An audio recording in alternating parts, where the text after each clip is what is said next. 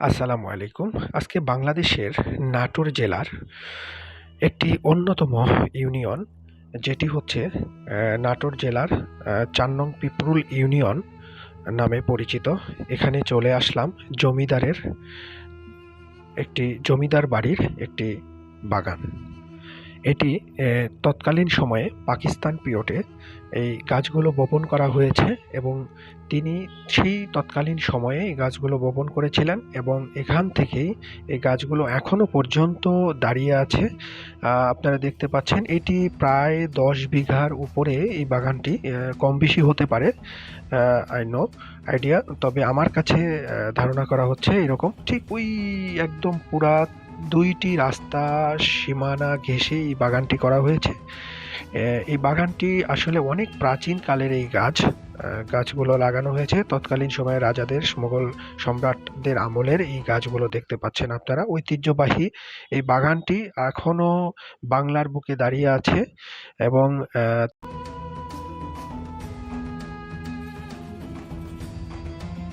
অনেক জনগণের সেবামূলক হিসেবে এই বাগানটি করেছিলেন এবং এই বাগানটি এখনো পর্যন্ত এভাবেই উন্মুক্ত থাকে।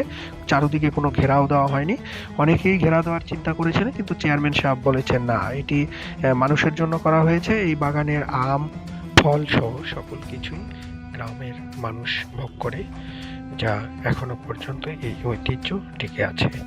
এই ঐতিহ্য টিকে থাকার মধ্যে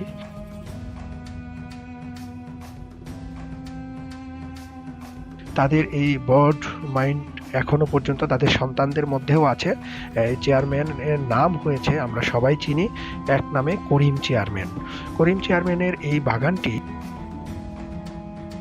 নাটোর জেলার অন্তর্গত ৪ নং পিপলুর ইউনিয়নের এই ঐতিহ্যবাহী দর্শনার্থী স্থানটি আপনারা ভ্রমণ পিপাসুদের জন্য এটি খুবই ঠিক এভাবেই দাঁড়িয়ে আছে এবং এখান থেকে কিছু গাছ কেটে কমিয়ে ফেলা হয়েছে এবং তৎকালীন সময়ের কিছু গাছও কেটে ফেলা হয়েছে।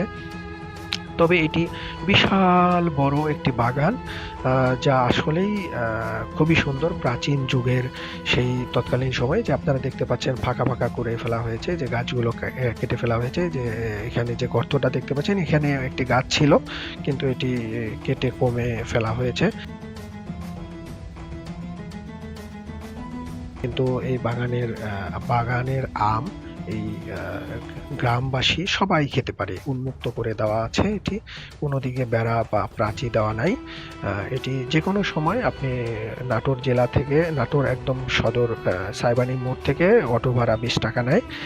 তৎকালীন আগে ১০ টাকা ছিল, এখন ২০ টাকা নেয়। একদম এই বাগানের সামনে এনে নামিয়ে দিবে। এরপরে এরপরে আমরা চলে এলাম সেই জমিদার বাড়ির, সেই চেয়ারম্যানের বাড়িতে। এই বাগানটি দেখলাম, তার বাড়ি দেখবো না, এটা কখনো হয়? আসলে আমি খোঁজ নিয়ে দেখলাম, চারোপাশে আপনারা যা দেখতে পাচ্ছেন, এই পাশে পুকুর আছে, এই জঙ্গলের ওই পাশে পুকুর আছে বিশাল বড়। এই পুকুর ঘেঁষেই আবার মসজিদ করে দিয়েছেন তিনি, জনগণের কথা চিন্তা করে, গ্রামবাসীর কথা চিন্তা করে। এই করিম চেয়ারম্যান এর এই বাড়ি আসলে খুবই সুন্দর। এখনো প্রাচীর সেই বিল্ডিং গুলো রয়েছে, এটা তার ছোট ছেলের বাড়ি।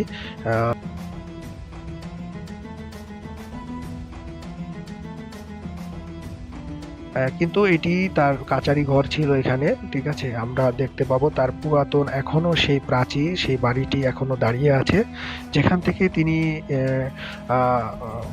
সারা ইউনিয়ন, সেই পাকিস্তান পিরিয়ডে টানা ২০ বছর আমৃত্যু পর্যন্ত তিনি চেয়ারম্যান ছিলেন এবং চেয়ারম্যান থাকাকালীন তিনি এই গ্রামের মানুষের কথা চিন্তা করে এখানে মসজিদ করে দিয়েছেন এবং নিজের জায়গায়, অফুকিত জায়গায় মসজিদ করেছেন এবং এই মক্তব্য করা আছে, এখানে অজুখানা করা হয়েছে, মসজিদ ঘেঁষে এখনো দাঁড়িয়ে আছে। এটিকে পরবর্তীতে সংস্কার করেছেন মসজিদটি। এরপরে চলে আসলাম, এই যে এখানে দেখতে পাচ্ছেন এগুলোতে আগে সুপারি বাগান ছিল, বিশাল বড় বড় সুপারি বাগান ছিল। আমরা দেখছি তৎকালীন সময়ে তার নাতিপুতিরা এই সুপারি গাছ থেকে সুপারি পেড়ে বিভিন্ন উৎসবে খেত এবং হচ্ছে তাদের অনেক ঐতিহ্য এখানে ঘিরে আছে। আসলে এই যে বাড়িটি দেখতে পাচ্ছেন, এই বাড়িটি তৎকালীন সময়ে পাকিস্তান পিরিয়ডে এই বাড়িটি, এই যে ইটগুলো সেই তৎকালীন সময়ে করা, এই বাড়িটাও পরে সংস্কার করেছেন। কিছু রং কিন্তু পিলার বা গাঁথনি সেই পাকিস্তান পিরিয়ডেরই আছে।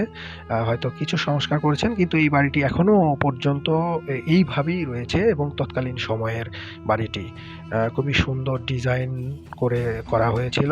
আসলে তারা কেউ থাকে না, সবাই দেশের বাহিরে থাকে, কেউ ঢাকায় বিভিন্ন জায়গায় থাকে তার সন্তানাদি, তার উত্তরসূরিরা। এই যে দেখতে পাচ্ছেন পাকিস্তান পিরিয়ডে তখনকার সময়ে এই বিল্ডিং করা হয়েছিল। এরপরে বলা হয় এটি পশ্চিম পাশ। পশ্চিম পাশেও আমি দেখলাম খোঁজ নিয়ে, এপাশে যা দেখতে পাচ্ছেন জমিদারি যত জায়গা এগুলো তাদের, এবং এখানে বাগান ছিল, বিশাল বাগান আমের, এবং হচ্ছে আপনার কি বলে এটাকে, সুপারি বাগান ছিল।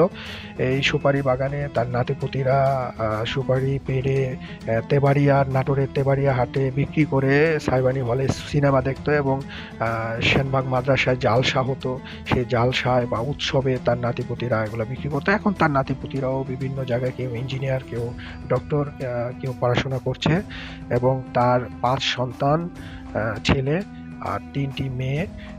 তারা আসলে বাহিরেই সেটেল, বাহিরে বলতে ঢাকায়, কেউ আবার তার নাতিপুতি কেউ আছে সিঙ্গাপুর, বিভিন্ন দেশে রয়েছেন, দেশ বিদেশে আছেন। আসলে ওইরকম কেউ নাই। আপনারা দেখতে পাচ্ছেন এই জায়গাটিতে কাচারি ঘর ছিল তখনকার সময়ে, এটি ভেঙে হ্যাঁ প্রিয় দর্শক, এই রাজার রাজত্ব যদি আপনারা দেখতে চান অবশ্যই চলে আসবেন রাজশাহী বিভাগের নাটোর জেলা, 4 নং পিপরুল ইউনিয়ন। আপনারা ঠাকুর লক্ষ্মীকুল করিম চেয়ারম্যানের বাড়ি বললেই চিনিয়ে দেবে, বা বাগান চেয়ারম্যান বাড়ি বললেই চিনিয়ে দেবে, যিনি 90-এর দশক